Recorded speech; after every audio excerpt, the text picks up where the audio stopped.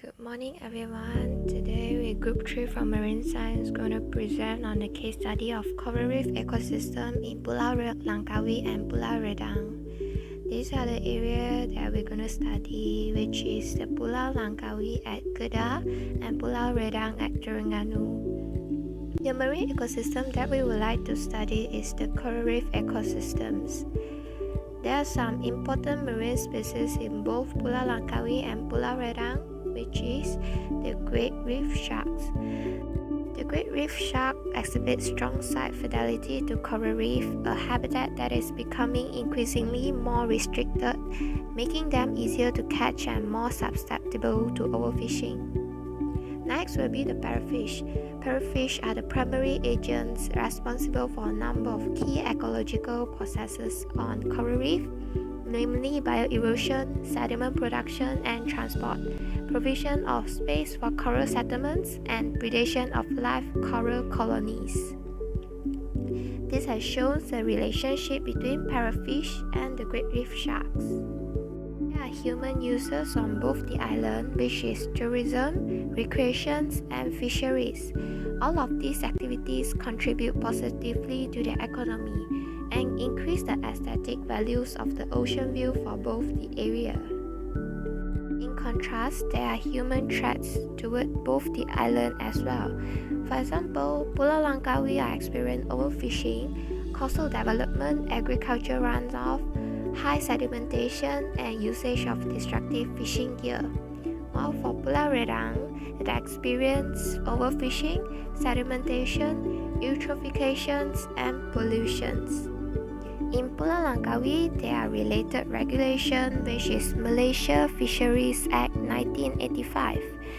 According to Malaysia Fishery Act, any person who collects or is in the possession of any coral, dredge or extract any sands of gravel, discharge of deposit any pollutions, alter or destroy the natural breeding grounds or habitats of aquatic life, or destroy any aquatic life will be charged as guilty.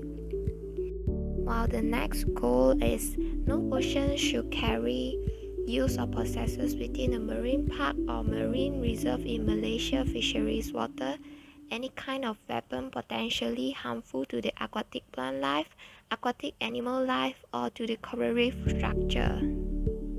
While for Pulau Redang, there are 4 related regulations, which is Malaysia Fishery Act 1985, Environmental Quality Act 1974, Environmental Quality Savage and Industrial Effluents Regulation 1979, and the Street Drainage and Building Act 1974.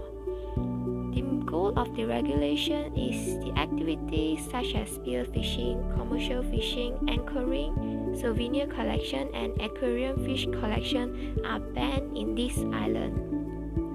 While the Environmental Quality Act 1974 has stated that the discharge of salvage into the sea does not occur indiscriminately and that proper reception facilities are provided at Pulau Redang to deal with the waste effectively. Pulau Langkawi and Pulau Redang, they are stakeholders affected from Malaysia Fishery Act 1985, which is the National Fishermen's Association of Malaysia, representative of Trawlers Associations, representative of Persians Associations, and the local community in both the island. While in Pulau Redang, there are stakeholders affected for Environmental Quality Act 1974, which is the resort and hotel operator, marine team, local community at Pulau Redang, and the tourists who visit the Pulau Redang. Next, both the island has act beneficially. For example, for Pulau Langkawi, there's a stable nursing ground will create for juveniles of different species of coral fish to survive. The sustainability of marine resources can be maintained, and the awareness can be raised in public regarding the issue of coral degradations. and consumers will be promoted to certified sustainable fish and reef based on ornaments. And lastly, it generates economic benefit as tourists will pay for the entrance fee. While for Pulau Redang, it reduces stress on wild fishes and associated reef by expanding mariculture fishes. And people are encouraged to appreciate the natural marine heritage in Malaysia.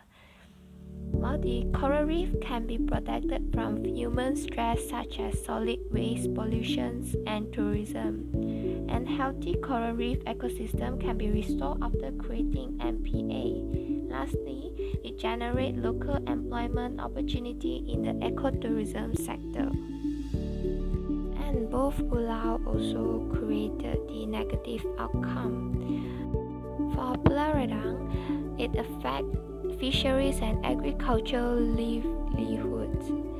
And next, illegal, unreported and unregulated IUU fishing may occur.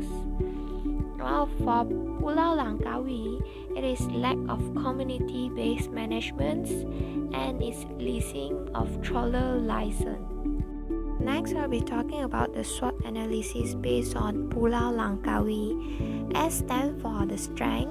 Pulau Langkawi acts as a buffer zone to protect the coastline from the force and destruction of the storm and big wave during monsoon season. And it also derives new medicines. While TW stands for the weaknesses. Pulau Langkawi have more than 60% of the dead coral covered by the heavy sedimentation, and some of the bleached coral were not able to recover due to the high sedimentation level and bad water turbidity. And as rock and coral cover have higher percentage in both shallow reef and deep reef. While the O stands for opportunities, Pulau Langkawi has attractions of tourism around the world and it increased income of the country as well. While T stands for the threats. Rising sea surface temperature and the global acidification cause destructions to coral reef on the local area. While the overfishing, coastal development, agriculture runoff, high sedimentation, diving and snorkeling activities has created extensive damage to the coral reef, and it's caused the coral bleaching. So be the SWOT analysis at Pulau Redang. Pulau Redang have the strength which act as the buffer zone. It also derives new medicines from reef species for a range of illness. While the weaknesses is the live coral is Pulau Redang have dropped by 35.5% in 2019. While the opportunities in Pulau Redang is it attractions of tourism around the world and increase the income of country. While for the threats, the fluctuation of seawater temperature and global climate change threat the health of coral, and it caused the coral bleaching problem. While the nutrients runoff from sewage and wastewater discharge in some populated areas and sedimentation due to the deforestation. There are three issues caused toward the Pulau Langkawi, which is the metal pollution, coral protection, and tourist development. For metal pollution, the sediment samples collected from Langkawi coastal water show high concentration of lead, which is primarily due to anthropogenic activities. While the protection of a coral reef needs to be implemented on the large scale and not only focus on protecting threatened species on the individual basis. While the government and private sector has invested a lot of money in providing public infrastructures and facilities to boost the tourism industry in the island. Next, beach pollution caused by oil spill, over-tourism and coral in peril is the issue of environment at Pulau Redang.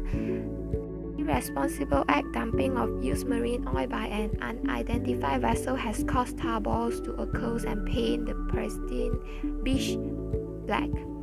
While the overcrowding at Redang is most obvious during school holidays and festive seasons, and does not offer a very pleasant experience for tourists while taxing the island's fragile environment and ecosystem.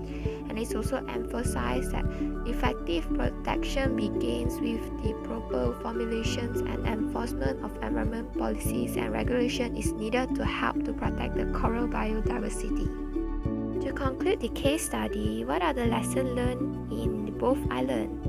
The lesson learned in Pulau Langkawi is the human activities has caused a drastic impact on the coral areas. Second one will be the loss of biodiversity may lead to an extinction of certain marine species. The third one will be the governments need to enhance the law so that the people will have some awareness towards the coral area. And lastly, responsible individuals should always follow the rules stated by the governments and also increase the awareness of the importance of the coral area so that the island is being protected. So for the lesson learned in Pulau Redang, first, humans are the main cause of the destruction of the coral area. Second, the people's carelessness leads to the pollution in this coral area. And third, the enhancement of the law should be taken by the government so that no such activity that impact the coral area will be carried out. And fourth, it is responsible individuals should always follow the rules stated by the government and also increase awareness of the importance of the coral.